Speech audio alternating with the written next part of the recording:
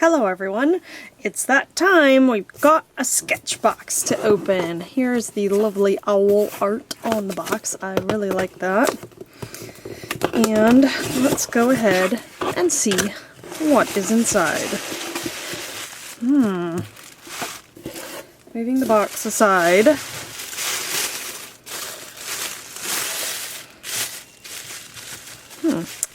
What is this? Crescent. Oh, I guess I did it upside down or something. Okay, I don't know what that is. So, this is beautiful. I love that orange color. It's a moth. Michelle Anderst. Then, let's see. I'm going to scoot this. We'll put the menu right there. That can go off frame. And let's find out what we have here. Render. No show through paper. It's a custom drawing pad, 180 GSM, 4x7, 24 sheet, and it won't bleed through no matter what you use. That's what it says. Use, whoa, look at that spray paint.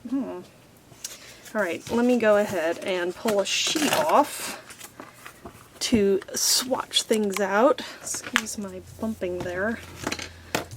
I covered this up. Come on. Sketchbox sticker. Ooh, this says Copic. Oh, look, it's alcohol markers. Cool.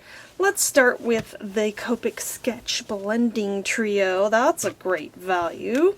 Retail price $23.97. Is that really how much they cost for 3 of these? But they are expensive. We have yellowish shade, yellow ochre, and Tuscan orange. I'm gonna, yeah. Oh good, it's not that hard to open. Shake them out. So I have very few Copic markers in my alcohol marker collection because they're so expensive. And in fact, I think all of them that I have come from art subscription boxes. Let's start with the lighter one. Copic Sketch.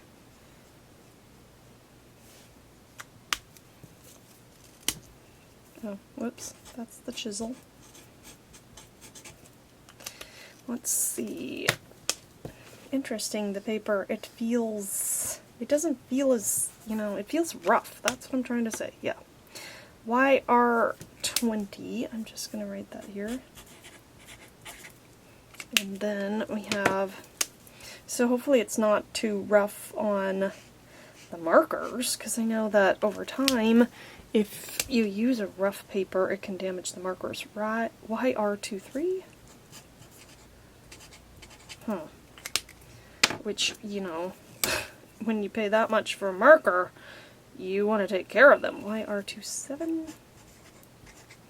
Yeah, I don't know. If you know more about this kind of thing, let me know in the comments if you think, and if you got this box right, if this paper is good for alcohol markers. Alright, we've got a couple colored pencils as well. These are Derwent Chromaflow pencils. I think I've had these before in boxes. We have scarlet and white, and I think I was very happy with how they laid down color. So, Derwent, I'm not going to do the white one here yet because it'll just be white on white. This is scarlet. It feels a little, different. Now this is great with this. See, you can see, let me see if I can get closer. Focus there. Can you see the texture? That's kind of what I'm talking about when I'm saying there's some texture and tooth to this paper, which is great with the colored pencils, but I don't know if that's going to damage the alcohol marker nibs. And, I'm not an expert. Anyway, so don't take my word for everything. Check it out. Okay, this white is blending this color, and lightening it a little bit. Okay, actually, get that off there. I don't want to damage it. I'm going to go on top of the alcohol marker. Ooh, that's pretty nice. Can you see that? So, yeah. It adds some nice color, some white on top of there. What is this? Let's go, we're going out of order. Let's go to the Tombow ABT Pro. I have had something similar to this. I'm not sure if I've had the same thing, but it is an alcohol-based Tombow marker.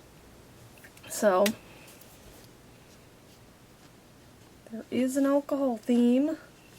I always like getting alcohol markers to add to my collection. I don't know that I use them a ton, and this is Poppy Red.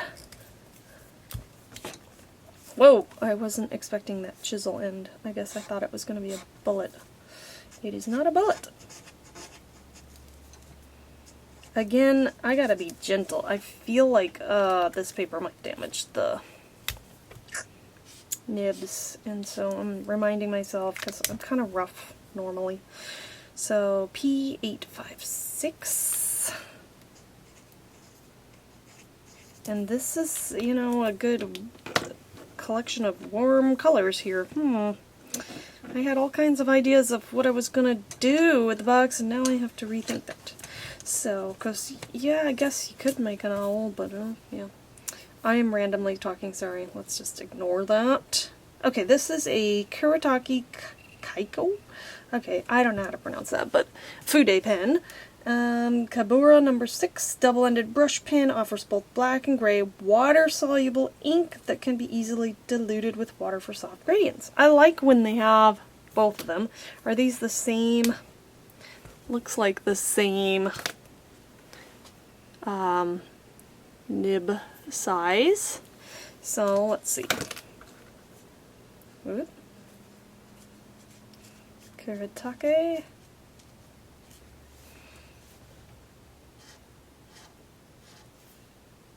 Yeah, I don't know. I keep saying this over and over, but this paper feels rough. This nib feels softer than the other one. That's interesting.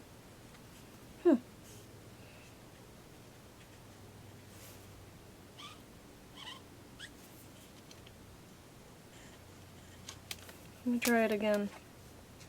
Oh yeah. I don't know. The black one feels stiffer than the gray. Is that supposed to be the case? I have no idea. Alright, let's grab a water brush. I have water right here. Yes, it does. It is very water soluble. And you know what? They said this paper could take everything, so we'll put a ton of water on there and see what happens. It's interesting that it is a paper. Well, I guess it won't bleed through is what it's also saying. It didn't say it was like watercolor paper, but here I am checking whether or not it can handle water. Yes.